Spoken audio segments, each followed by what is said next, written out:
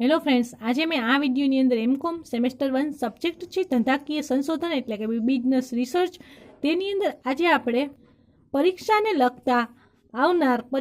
લગતા કેટલાક મહત્વના પ્રશ્નો છે તે પ્રશ્નો આજે આપણે જોવાના છીએ।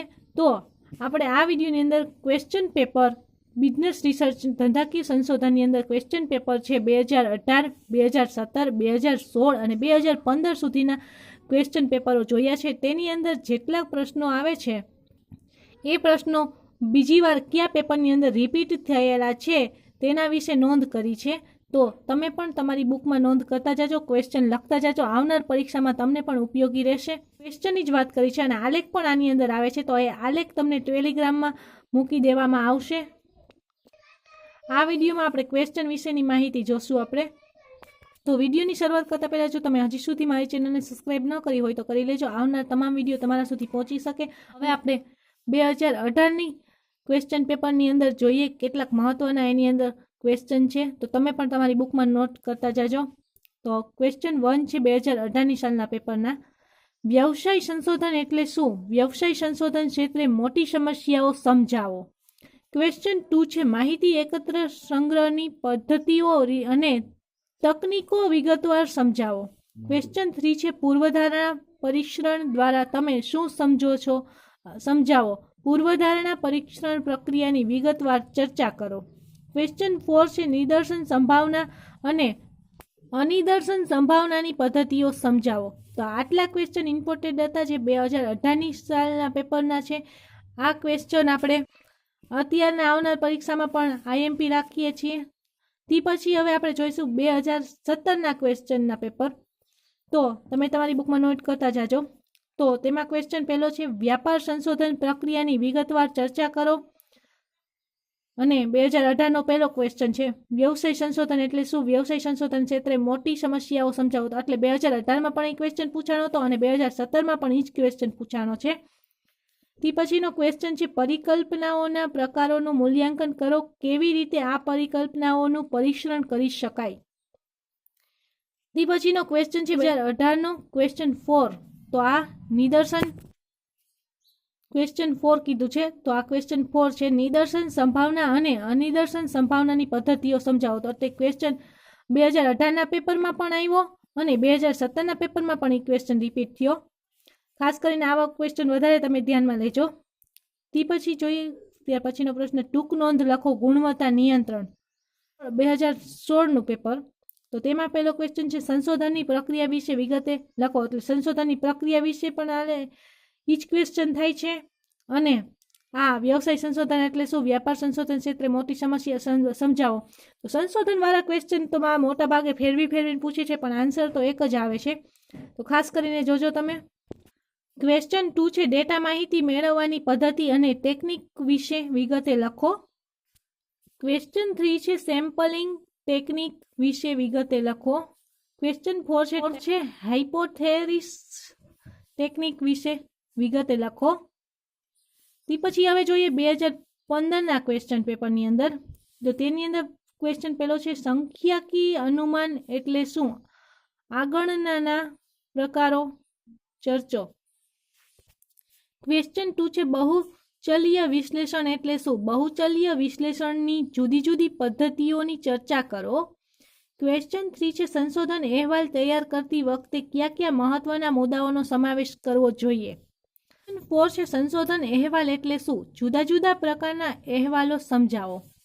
તો આ 2015નું જોયા ક્વેશ્ચન। હવે આપણે જોશું 2014ની અંદર કયા ક્વેશ્ચનો પૂછાણા હતા, તો એની અંદર એમપીમાં ગણી શકાય આપણે ગુરુ નિદર્શન પરીક્ષણ, બીજું છે અહેવાલ લેખનનું મહત્વ, ત્રીજો ક્વેશ્ચન છે ધંધાકીય સંશોધન એટલે શું? સારા સંશોધનના લક્ષણો સમજાવો। લાક્ષણિકતા બંને એક જ થાય છે, લક્ષણો અને લાક્ષણિકતા। તે પછી ક્વેશ્ચન 4 છે પ્રાથમિક માહિતી અને ગૌણ માહિતી એટલે શું? તેના લાભાલાભની ચર્ચા કરો અથવા તો સમજાવો એમ પણ કહે। ક્વેશ્ચન 5 છે પ્રશ્નાવલી કેવી રીતે બનાવાય? પ્રશ્નાવલી તૈયાર કરતી વખતે ધ્યાનમાં રાખવાના મુદ્દાઓ સમજાવો। ક્વેશ્ચન 6 છે સંશોધન અહેવાલ એટલે શું? જુદા જુદા પ્રકારના અહેવાલો સમજાવો। ક્વેશ્ચન 7 છે ડિસ્ક્રિમિનન્ટ એનાલિસિસ. ક્વેશ્ચન 8 છે મલ્ટીવેરિયેટ બહુવિધિ એનાલિસિસ. ક્વેશ્ચન 9 છે મલ્ટી ડાયમેન્શનલ સ્કેલિંગ. ક્વેશ્ચન 10 છે કોડિંગ અને ટેબ્યુલેશન તેના મહત્વ સાથે. તો આ બધા ક્વેશ્ચન આપણે આઈએમપીમાં રહેશે 2014થી માંડી અને 2018 સુધીના ક્વેશ્ચન પેપરના ક્વેશ્ચનો મેં ટીક કર્યા છે. આમાંથી એવા પણ કેટલાક છે જે વારંવાર રિપીટ થાય છે. આલેખ આપણે ટેલિગ્રામ ગ્રુપમાં બતાવી દેશો. તે પછી આ બધા ક્વેશ્ચન છે 2019ના પેપરના.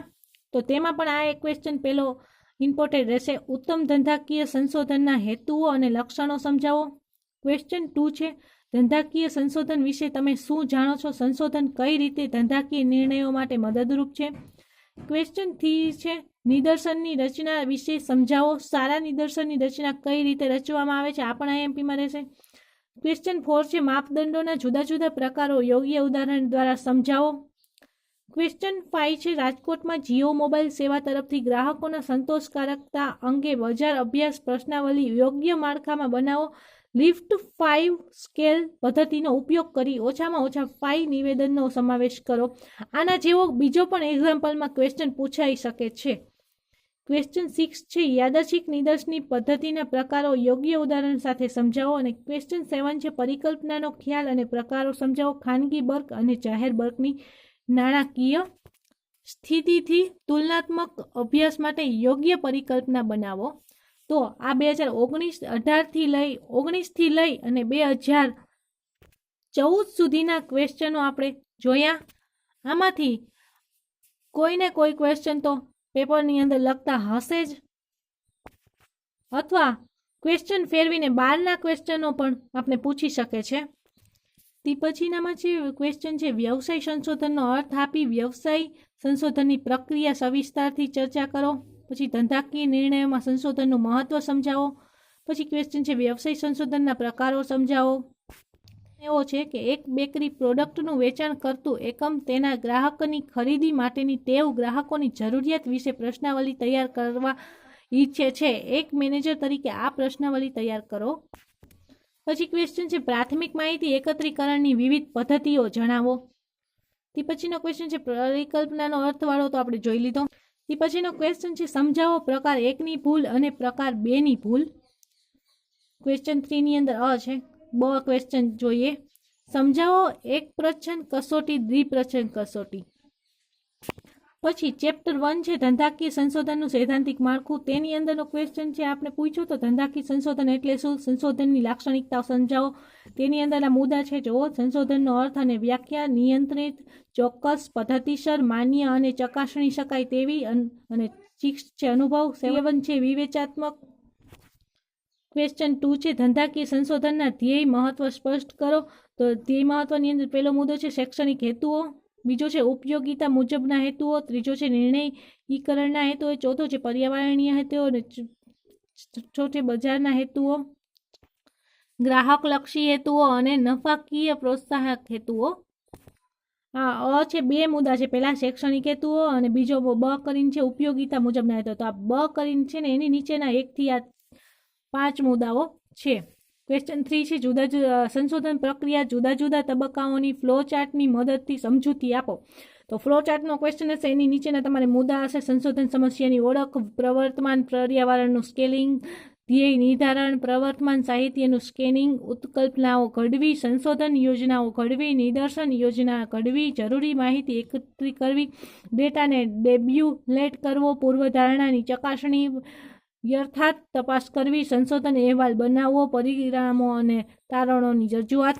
પછી આ ચેપ્ટરની અંદર ક્વેશ્ચન કરીને પૂછે વૈજ્ઞાનિક સંશોધન માટેના સિદ્ધાંતો સમજાવો. અથવા તો એમ પણ પૂછે કે ધંધાકીય સંશોધન એટલે શું? સંશોધનનું ધંધાકીય નિર્ણયમાં મહત્વ સમજાવો. તો એની અંદરના મુદ્દાઓ છે હેતુ સ્પષ્ટને પણ વ્યાખ્યાયિત થયેલ હોવો જોઈએ.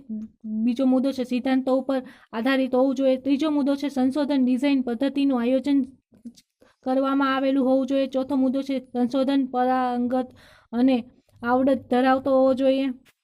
પાંચમો મુદ્દો છે પરિણામોનું ભેદભાવ વિનાનું વિશ્લેષણ. છઠ્ઠો મુદ્દો છે સમાપનને ન્યાયપૂર્ણ કરવું જરૂરી બને છે. સાતમો મુદ્દો છે નવું વધુ સંશોધન માટેનો વ્યાપ.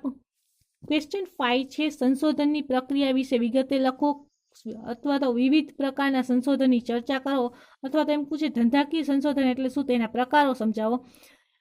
તેની અંદર પહેલો મુદ્દો છે એક્સપ્લોરેટરી સંશોધન, વર્ણનાત્મક સંશોધન, એપ્લાઇડ સંશોધન, મૂળભૂત સંશોધન, અભિગમ ધરાવતું સંશોધન, સહસંબંધાત્મક સંશોધન, ઐતિહાસિક સંશોધન, કાર્યાતર સંશોધન, કાર્ય સંશોધન, મૂલ્યાંકન સંશોધન અને લાઇબ્રેરી સંશોધન. તેની અંદરના આટલા 11 મુદ્દા છે. ચેપ્ટર 2 છે ધંધાકીય સંશોધનમાં માહિતી એકત્રીકરણ. તેની અંદર પહેલો પ્રશ્ન છે માહિતીની મુખ્ય લાક્ષણિકતાઓ સમજાવો. તેની અંદરના આટલા મુદ્દા છે, તમે તમારી બુકમાં લખી લેજો મુદ્દાને.